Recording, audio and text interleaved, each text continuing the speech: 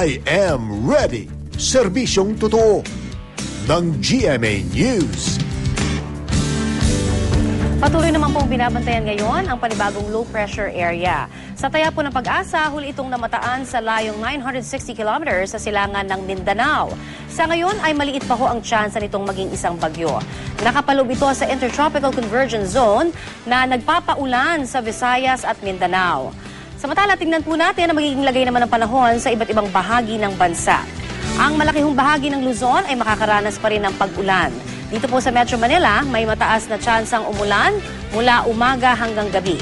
Kaya siguraduhin hong magdala ng payong bago umalis ng inyong mga bahay.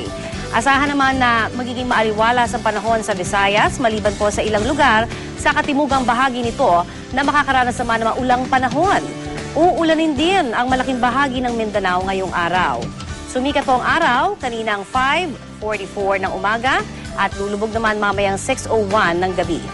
Bukas po ay posibleng makaranas rin ng pag-ulan ng Metro Manila pero pagsapit po ng Miyerkules hanggang Sabado ay asahan daw ang mas magandang panahon.